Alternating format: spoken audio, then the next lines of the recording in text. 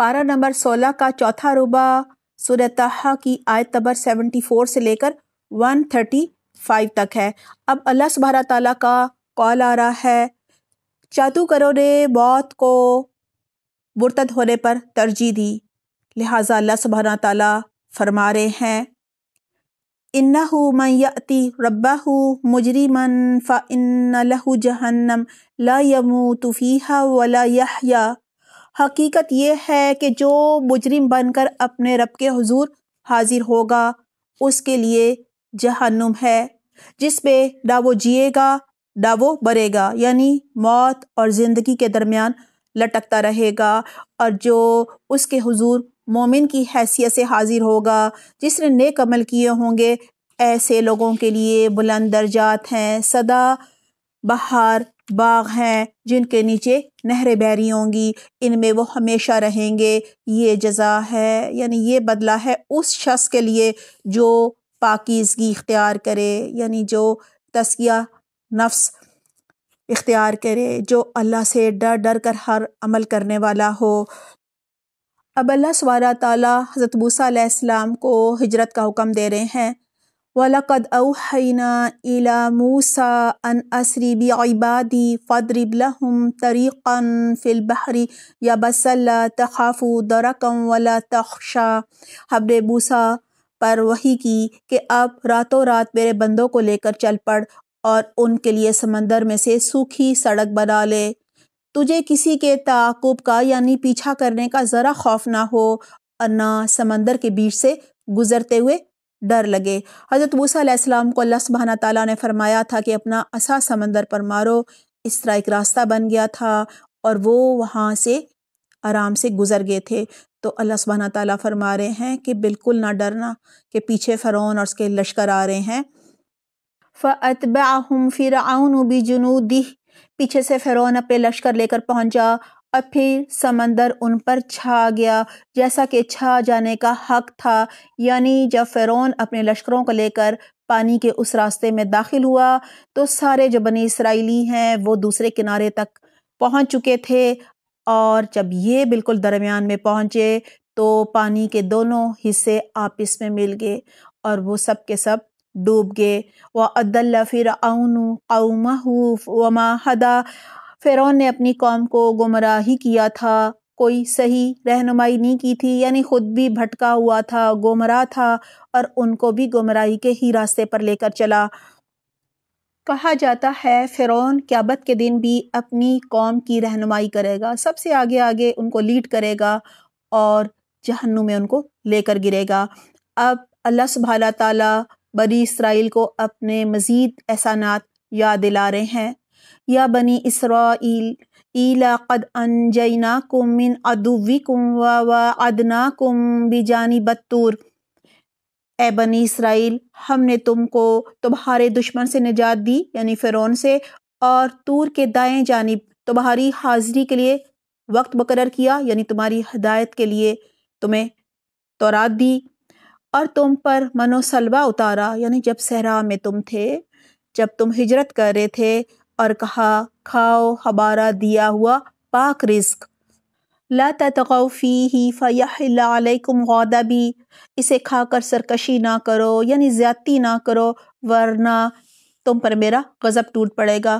من و سلوہ میں زیادتی یہ تھی کہ اللہ پر توکل نہیں تھا، اللہ تعالیٰ نے منع کیا تھا کہ اسے بچا بچا کر نہ رکھو، لیکن یہ چھپا چھپا کر اسے اگلے دن کے لیے جمع کرتے تھے، اور جس پر میرا غضب ٹوٹا وہ پھر گر کر ہی رہا یعنی وہ پٹخ دیا گیا، البتہ جو توبہ کر لے اور ایمان لائے اور نیک عمل کرے پھر سیدھا راستہ چلتا رہے یعنی ہدایت کے راستے پر چلے، اس کے لیے میں بہت درگزر کرنے والا ہوں۔ سچی توبہ کرنے سے ایمان نصیب ہوتا ہے، اور کچھ گناہ ایسے ہیں جن کو جب کیا جاتا ہے تو ایمان چلا جاتا ہے، دل سے نکل جاتا ہے، اور توبہ کرنے پر ایمان لوٹ آتا ہے۔ اللہ سبحانہ تعالیٰ نے حضرت موسیٰ علیہ السلام کو کوہ طور پر بلایا تو وقت سے پہلے ہی پہنچ گئے، جس کی وجہ سے وہ آزمائے گئے۔ اب اس کا ذکر آ رہا ہے وَمَا عَجَلَكَ عَنْ قَوْمِكَ يَا مُوسَىٰ، اور کیا چیز تمہیں اپنی قوم سے پہلے لے آئی موسیٰ، اس نے عرض کیا وہ بس میرے پیچھے آ ہی رہے ہیں، میں جلدی کر کے تیرے حضور آ گیا ہوں اے میرے رب، تاکہ تو مجھ سے خوش ہو جائے، یعنی میرا شوق دیکھ، میرا اشتیاق دیکھ، مجھے شاباش ملنی چاہیے۔ اللہ تعالیٰ نے فرمایا فَإِنَّا قَدْ فَتَنَّا قَوْمَكَ مِن بَعْدِكَ وَأَضَلَّهُمُ السَّامِرِي، اچھا تو سنو، ہم نے تمہارے پیچھے تمہاری قوم کو آزمائش میں ڈال دیا ہے اور سامری نے انہیں گمراہ کر ڈالا ہے۔ یعنی چاہیے تو یہ تھا کہ آپ مقررہ وقت پر آتے، پہلے اپنی قوم کی تربیت کرتے اور ان کے اندر سے یہ جو بھی محبت ہے بچھڑے کی اور جو بھی مصریوں سے شرک کی محبت لے کر آ گئے ہیں معبودوں کی مختلف، وہ آپ نکالتے۔ آپ جلدی آگے، لہٰذا اب آزمائش میں ڈالے گئے ہیں آپ۔ سامری کے بارے میں بہت ساری رائے ہیں، ایک یہ بھی ہے کہ یہ اسرائیلی منافق تھا، جیسا کہ امت محمد صلی اللہ علیہ وسلم میں ابو عامر راہب تھا، بہت عبادت گزار تھا، لیکن حضور صلی اللہ علیہ وسلم سے بغض رکھتا تھا۔ یہی وجہ ہے کہ ساری عمر آپ صلی اللہ علیہ وسلم کے خلاف وہ سازشیں کرتا رہا۔ اب موسیٰ علیہ السلام جب واپس پلٹے تو بہت غصے میں تھے، کیونکہ ان کی قوم نے، بنی اسرائیلیوں نے پیچھے سے بچھڑے کو سامری کے کہنے پر معبود بنا لیا تھا۔ فَرَجَعَ مُوسَىٰ إِلَىٰ قَوْمِهِ غَضْبَانَ آسِفًا، موسیٰ علیہ السلام سخت غصے اور رنج کی حالت میں اپنی قوم کی طرف پلٹے، جا کر اس نے کہا یا قومی الم یعدکم ربکم وعدن حسنا، اے میری قوم کے لوگوں، کیا تمہارے رب نے تم سے اچھے وعدے نہیں کیے تھے؟ یعنی اللہ نے تو تورات دینی تھی تمہاری ہدایت کے لیے، میں وہ لینے گیا تھا، کیا تمہیں دن لگ گئے؟ یعنی تم سے انتظار نہ ہوا، تم پر وقت شاہ گزرا، طویل ہو گیا، یا تم اپنے رب کے غضب ہی اپنے اوپر لانا چاہتے تھے، یعنی غضب کا انتظار کر رہے تھے کہ تم نے مجھ سے وعدہ خلافی کی۔ انہوں نے جواب دیا ہم نے آپ سے وعدہ خلافی کچھ اپنے اختیار سے نہیں کی، معاملہ یہ ہوا کہ لوگوں کے زیورات کے بوجھ سے ہم لد گئے تھے اور ہم نے بس اس بوجھ کو پھینک دیا تھا۔ اسرائیلی لوگ حضرت ابراہیم علیہ السلام کی نسل میں سے تھے، اور کتبی عورتیں، کپتی جو عورتیں تھیں، یعنی فرعون کے خاندان کی جو عورتیں تھیں اس کی قوم کی، وہ اپنے زیورات ان کے پاس رکھواتی تھیں۔ کیوں رکھواتی تھیں؟ کہ یہ خیانت نہیں کریں گی، لہٰذا جب یہ بنی اسرائیلی عورتیں نکلیں تو زیورات بھی ساتھ لے آئیں۔ اب انہیں یہ بوجھ لگ رہے تھے، انہیں لگ رہا تھا یہ ہمارے لیے جائز نہیں ہے، تو سامری نے کہا یہ بوجھ پھینک دو، مجھے دے دو زیورات، میں پگھلا کر تمہارے لیے ایک معبود بنا دوں گا، ایک بچھڑا بنا دوں گا۔ آگے اسی کا ذکر آ رہا ہے فَكَذَلِكَ أَلْقَى السَّامِرِيُّ فَأَخْرَجَ لَهُمْ عِجْلًا جَسَدًا لَهُ خُوَارٌ، پھر اسی طرح سامری نے بھی کچھ ڈالا اور ان کے لیے ایک بچھڑے کی مورت بنا کر نکال لایا جس میں سے بیل کی سی آواز نکلتی تھی۔ اس نے ایک بچھڑا بنایا بیل کا اور اس میں ایک ایسا سوراخ رکھا کہ جب ہوا گزرتی تھی تو ایک ڈکارنے کی سی آواز آتی تھی۔ لوگ پکار اٹھے یہی ہے تمہارا خدا اور موسیٰ کا خدا۔ موسیٰ انہیں بھول گیا، کیا وہ دیکھتے نہ تھے کہ نہ وہ ان کی بات کا جواب دیتا ہے اور نہ ہی ان کے نفع نقصان کا کچھ اختیار رکھتا ہے۔ ہارون موسیٰ کے آنے سے پہلے ہی ان سے کہہ چکا تھا کہ لوگو تم اس کی وجہ سے فتنے میں پڑ گئے ہو، تمہارا رب تو رحمان ہے، بس تم میری پیروی کرو اور میری بات مانو۔ مگر انہوں نے اس سے کہہ دیا تھا کہ ہم تو اسی کی پرستش کرتے رہیں گے جب تک کہ موسیٰ واپس نہ آ جائے، یعنی ساری قوم اڑ گئی تھی اس کی پوجا کرنے پہ۔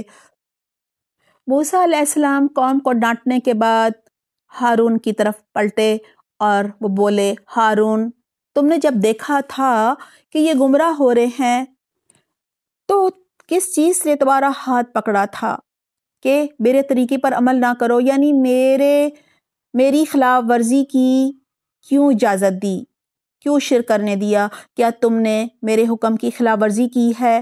ہارون نے جواب دیا اے میری ماں کے بیٹے، میری داڑھی نہ پکڑ، نہ میرے سر کے بال کھینچ، مجھے اس بات کا ڈر تھا کہ تو آ کر کہے گا کہ تم نے بنی اسرائیل میں پھوٹ ڈال دی، یعنی تم کہتے کہ میرے بعد تم نے قوم کو تقسیم کر دیا۔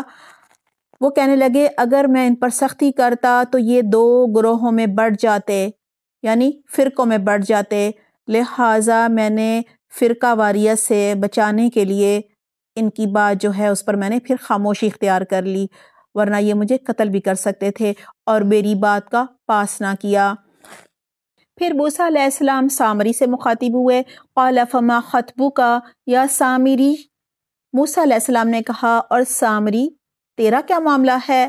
اس نے جواب دیا میں نے وہ چیز دیکھی جو ان لوگوں کو نظر نہ آئی، بیر رسول یعنی جبرائیل علیہ السلام کے نقش قدم سے ایک مٹھی اٹھا لی، کہا جاتا ہے اس نے مٹی کی ایک مٹھی حضرت جبرائیل علیہ السلام کے قدم کے نیچے سے اٹھا لی تھی، جس میں یہ تاثیر تھی کہ وہ آواز پیدا کر دے۔ پھر وہ کہنے لگا کہ ایک مٹھی اٹھا لی اور اس کو ڈال دیا، کس میں؟ وہ جو اس نے بیل بنایا تھا، بچڑا بنایا تھا۔ پھر کہنے لگا وَكَذَلِكَ سَوَّلَتْ لِي نَفْسِي، میرے نفس سے مجھے کچھ ایسا ہی سجایا، یعنی میں نفس کے پھسلانے میں آ گیا، بہکاوے میں آ گیا۔ صابری اللہ سبحانہ تعالیٰ کے وبال میں گرفتار ہو گیا تھا، اب اس کا ذکر آ رہا ہے۔ قال فاذهب فإن لك في الحياة أن تقول لا مساس، موسیٰ علیہ السلام نے کہا اچھا تو جا، سامری سے کہا اب زندگی بھر تجھے یہی پکارتے رہنا ہے کہ مجھے نہ چھونا۔ کہا جاتا ہے صابری کو چھوت کی بیماری ہو گئی تھی، جو بھی اسے ہاتھ لگاتا تھا اسے بھی چھوت کی بیماری ہو جاتی تھی، لہٰذا وہ ہر ایک سے کہتا رہتا تھا کہ میرے پاس نہ آؤ۔ موسیٰ علیہ السلام نے اللہ سبحانہ تعالیٰ کے حکم سے سامری کو مزید کہا اور تمہارے لیے باس پرس کا ایک وقت مقرر ہے جو تجھ سے ہرگز نہ ٹلے گا، یعنی دنیا میں بھی عذاب ملے گا اور پھر آخرت میں تو بڑا عذاب ملے گا ہی ملے گا۔ اور دیکھ اپنے اس خدا کو جس پر تو ریچھا ہوا تھا، یعنی جمع بیٹھا تھا اپنے اس بچھڑے کے ارد گرد، اس کو پوچھتا تھا اور دوسروں کو بھی اس کی طرف تو مائل کرتا تھا، اب ہم اس تیرے معبود کو جلا ڈالیں گے اور ریزہ ریزہ کر کے دریا میں بہا دیں گے، یعنی اس کی راکھ کو دریا میں بہا دیا جائے گا۔ لوگو تمہارا خدا تو بس ایک ہی اللہ ہے جس کے سوا کوئی خدا نہیں ہے اور ہر چیز پر اس کا علم حاوی ہے۔ اب حضرت محمد صلی اللہ علیہ وآلہ وسلم سے خطاب ہے، كَذَلِكَ نَقُصُّ عَلَيْكَ مِنْ أَنْبَاءِ مَا قَدْ سَبَقَ، اے محمد اس طرح ہم پچھلے گزرے ہوئے حالات کی خبریں تم کو سناتے ہیں، اور ہم نے خاص اپنے ہاں سے تم کو ایک ذکر یعنی قرآن عطا کیا ہے، جو کوئی اس سے منہ موڑے گا وہ قیامت کے روز سخت بار گناہ اٹھائے گا، اور ایسے سب لوگ ہمیشہ اس کے وبال میں گرفتار رہیں گے، یعنی دنیا میں بھی وہ اللہ کی پکڑ میں آ جائیں گے۔ وَسَاءَ لَهُمْ يَوْمَ الْقِيَامَةِ حِمْلًا، اور قیامت کے دن ان کے لیے اس جرم کی ذمہ داری کا بوجھ بڑا تکلیف دہ بوجھ ہوگا۔ اس دن جبکہ سور پھونکا جائے گا اور ہم مجرموں کو اس حال میں گھیر لائیں گے کہ ان کی آنکھیں دہشت کی وجہ سے پتھرائی ہوئی ہوں گی، کہا جاتا ہے نیلی ہو جائیں گی دہشت کی وجہ سے۔ آپ اس میں چپکے چپکے کہیں گے کہ دنیا میں مشکل ہی سے تم نے کوئی 10 دن گزارے ہوں گے، ہمیں خوب معلوم ہے کہ وہ کیا باتیں کر رہے ہوں گے۔ ہم یہ بھی جانتے ہیں کہ اس وقت ان میں سے جو زیادہ سے زیادہ محتاط اندازہ لگانے والا ہوگا، یعنی جو ان کا سب سے زیادہ عقل مند ہوگا، وہ کہے گا إِن لَبِثْتُمْ إِلَّا يَوْمًا، نہیں تمہاری دنیا کی زندگی بس ایک دن کی زندگی تھی۔ یہ لوگ تم سے پوچھتے ہیں کہ آخر اس دن یہ پہاڑ کہاں چلے جائیں گے؟ کہو کہ میرا رب ان کو دھول بنا کر اڑا دے گا، یعنی ریزہ ریزہ ہو جائیں گے، اور زمین کو ایسا ہموار چٹیل میدان بنا دے گا کہ اس میں تم کوئی بل اور سلوٹ نہ دیکھو گے۔ اس روز سب لوگ پکارنے والے کی پکار پر سیدھے چلے آئیں گے، کوئی ذرا اکڑ نہ دکھا سکے گا، اور تمام آوازیں رحمان کے آگے دب جائیں گی۔ ایک سرسراہٹ کے سوا تم کچھ نہ سنو گے، اس روز شفاعت جو ہے وہ فائدہ نہ دے گی، الا یہ کہ کسی کو رحمان اس کی اجازت دے اور اس کی بات سننا پسند کرے، یعنی اللہ چاہے گا تو ہی یہ ممکن ہوگا۔ اللہ ہی فیصلہ کرے گا کس نے شفاعت کرنی ہے اور کس کی کرنی ہے۔ وہ لوگوں کا اگلا پچھلا سب حال جانتا ہے اور دوسروں کو اس کا پورا علم نہیں ہے۔ وَعَنَتِ الْوُجُوهُ لِلْحَيِّ الْقَيُّومِ، لوگوں کے سر اس حی القیوم کے آگے جھک جائیں گے۔ وَقَدْ خَابَ مَنْ حَمَلَ ظُلْمًا، نامراد ہوگا جو اس وقت کسی ظلم کا بار گناہ اٹھائے ہوئے ہوگا اور کسی ظلم یا حق تلفی کا خطرہ نہ ہوگا اس شخص کو جو نیک عمل کرے اور اس کے ساتھ وہ مومن بھی ہو۔ حضرت محمد صلی اللہ علیہ وآلہ وسلم سے خطاب ہے، وَكَذَلِكَ أَنزَلْنَاهُ قُرْآنًا عَرَبِيًّا، اور اے محمد اسی طرح ہم نے اسے قرآن عربی بنا کر نازل کیا ہے، اور اس میں طرح طرح کی تنبیہات ہیں یعنی دھمکیاں ہیں، شاید کہ یہ لوگ کجروی سے بچیں یعنی تقوی اختیار کریں، یا ان میں سے کچھ ہوش کے آثار اس کی بدولت پیدا ہوں یعنی ایمان ہی لے آئیں۔ بس بالا و برتر ہے اللہ بادشاہ حقیقی، اور دیکھو قرآن پڑھنے میں جلدی نہ کیا کرو جب تک کہ تمہاری طرف اس کی وحی تکمیل کو نہ پہنچ جائے، اور دعا کرو کہ اے میرے رب مجھے مزید علم عطا کر۔ اب حضرت آدم علیہ السلام کا ذکر آ رہا ہے۔ ہم نے اس سے پہلے آدم کو ایک حکم دیا تھا، وہ کیا حکم تھا کہ فلاں درخت کے پاس نہ جانا، اس کا پھل نہ کھانا، مگر وہ بھول گیا اور ہم نے اس میں عزم نہ پایا یعنی ارادے کی پختگی عزیمت نہیں پائی، اور دوسرا ترجمہ ہے کہ جان بوجھ کر ایسا نہیں کیا تھا، انہوں نے سرکشی کا ارادہ نہیں تھا، وہ بھول گئے تھے۔ وَإِذْ قُلْنَا لِلْمَلَائِكَةِ اسْجُدُوا لِآدَمَ، یاد کرو وہ وقت جب کہ ہم نے فرشتوں سے کہا تھا کہ آدم کو سجدہ کرو، وہ سب تو سجدہ کر گئے مگر ایک ابلیس تھا کہ انکار کر بیٹھا۔ اس پر ہم نے آدم سے کہا کہ دیکھو یہ تمہارا اور تمہاری بیوی کا دشمن ہے، ایسا نہ ہو کہ یہ تمہیں جنت سے نکلوا دے اور تم مصیبت میں پڑ جاؤ۔ یہاں تو تمہیں یہ آسائشیں حاصل ہیں کہ نہ بھوکے ننگے رہتے ہو، نہ پیاس اور دھوپ تمہیں ستاتی ہے، لیکن شیطان نے اس کو پھسلایا، کہنے لگا آدم بتاؤ تمہیں وہ درخت جس سے ابدی زندگی یعنی ہمیشہ کی زندگی اور لازوال سلطنت حاصل ہوتی ہے، آخر کار دونوں میاں بیوی اس درخت کا پھل کھا گئے، نتیجہ یہ ہوا کہ فوراً ہی ان کے سطر ایک دوسرے کے آگے کھل گئے۔ یہ سارا ذکر پہلے آ چکا ہے سورۃ الاعراف میں بھی، اور لگے دونوں اپنے آپ کو جنت کے پتوں سے ڈھانکنے۔ آدم علیہ السلام نے اپنے رب کی نافرمانی کی اور رائے راست سے بھٹک گیا یعنی بہک گیا، پھر اس کے رب نے اسے برگزیدہ کیا، اپنے لیے چن لیا اور اس کی توبہ قبول کر لی اور اسے ہدایت بخشی، اور فرمایا تم دونوں یہاں سے اتر جاؤ، تم ایک دوسرے کے دشمن رہو گے یعنی تم اور شیطان۔ اب اگر میری طرف سے تمہیں کوئی ہدایت پہنچے تو جو کوئی میری اس ہدایت کی پیروی کرے گا وہ نہ بھٹکے گا نہ بدبختی میں مبتلا ہوگا، اور جو میرے ذکر یعنی قرآن سے ہدایت سے منہ موڑے گا اس کے لیے دنیا میں تنگ زندگی ہوگی اور قیامت کے روز ہم اسے اندھا اٹھائیں گے۔ قال ربی لم حشرتنی اعمی وقد کنت بصیرا، وہ کہے گا پروردگار دنیا میں تو میں آنکھوں والا تھا یعنی دنیا میں دیکھتا تھا، یہاں مجھے اندھا کیوں اٹھایا؟ اللہ فرمائے گا ہاں اسی طرح تو ہماری آیات کو جبکہ وہ تیرے پاس آئی تھیں تو نے بھلا دیا تھا، اسی طرح آج تو بھلایا جائے گا یعنی جہنم کی آگ میں ڈال کر ہم بھول جائیں گے۔ اس طرح ہم حد سے گزرنے والے اور اپنے رب کی آیات نہ ماننے والوں کو دنیا میں بدلہ دیتے ہیں، اور آخرت کا عذاب زیادہ سخت اور زیادہ دیر پا ہوگا یعنی ہمیشہ ہمیشہ کا ہوگا۔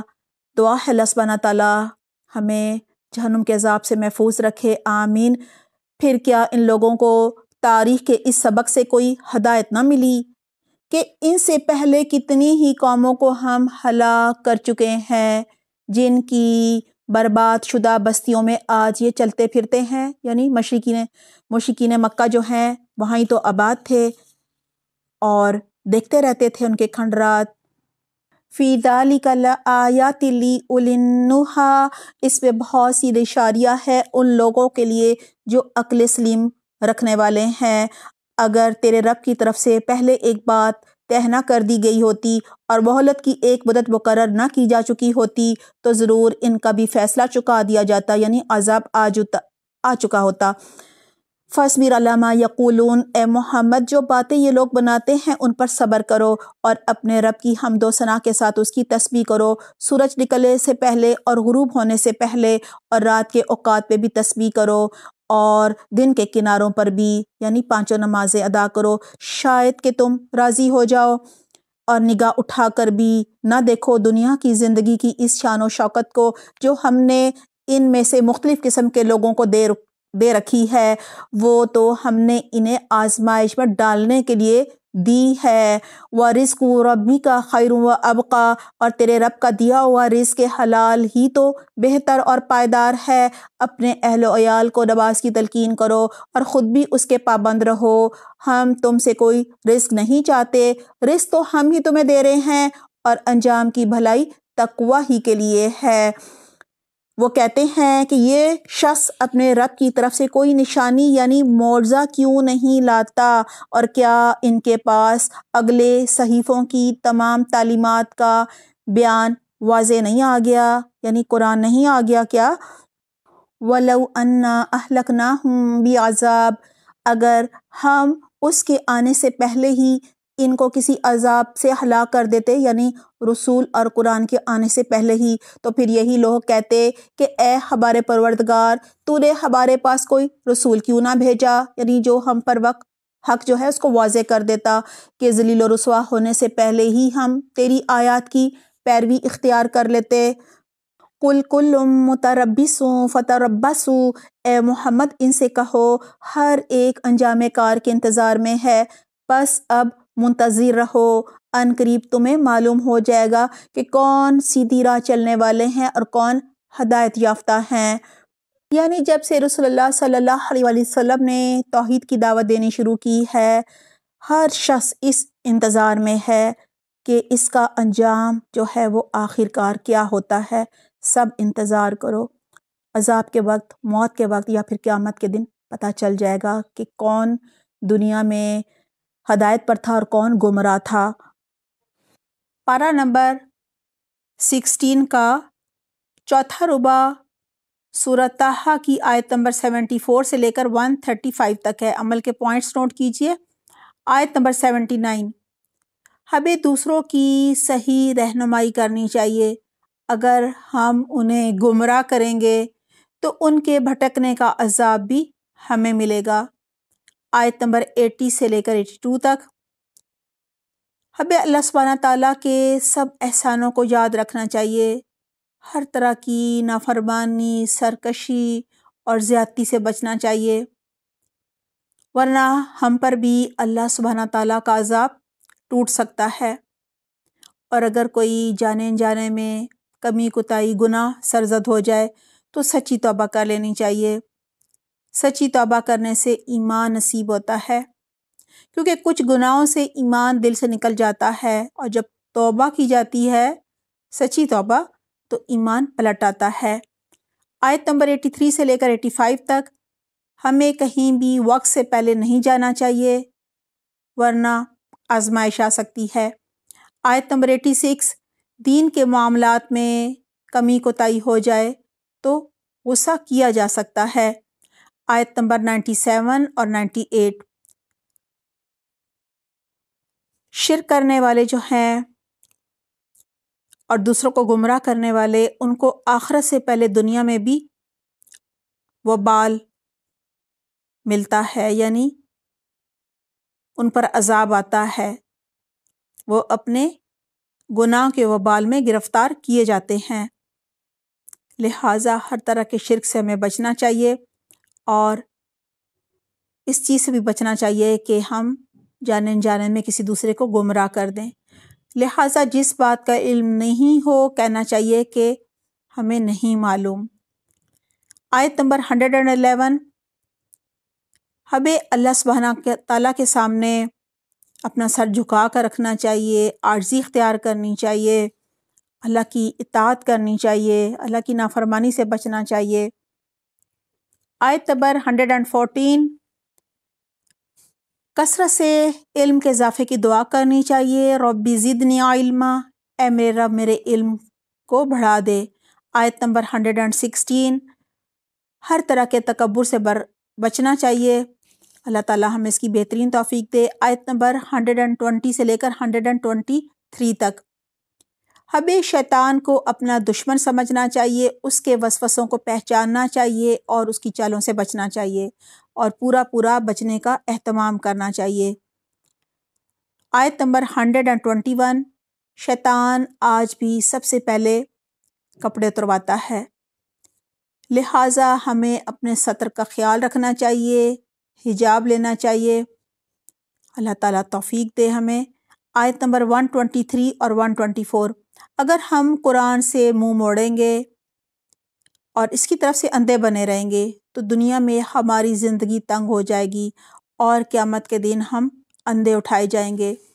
آیت نمبر 128 سے لے کر 134 تک، ہمیں گزشتہ ہلاک شدہ اقوام کے انجام سے عبرت پکڑنی چاہیے اور وہ نافرمانیاں نہیں کرنی چاہیے جن کی وجہ سے وہ اس انجام کو پہنچے۔ آیت نمبر 130، دین کی راہ میں آنے والی مخالفت پر ہمیں صبر کرنا ہے، اللہ پر بھروسہ کرنا ہے، اللہ اپنے اہل ایمان کی ضرور مدد کرتا ہے، اور اللہ کی حمد و ثنا کرنی ہے، تسبیح کرنی ہے، 5 نمازوں کی پابندی کرنی ہے۔ آیت نمبر 132، سب سے پہلے ہمیں اپنے گھر والوں کو نماز کی تلقین کرنی چاہیے۔ الحمدللہ ہمارا پارہ نمبر 16 مکمل ہو گیا ہے۔ اللہ سبحانہ تعالیٰ ہمیں بہترین عمل کی توفیق عطا فرمائے، آمین اللہم آمین۔ اپنا خیال رکھیے گا۔ سبحانک اللہم و بحمدک، نشہد ان لا الہ الا انت، نستغفرک و نتوب الیک۔ والسلام علیکم ورحمۃ اللہ وبرکاتہ۔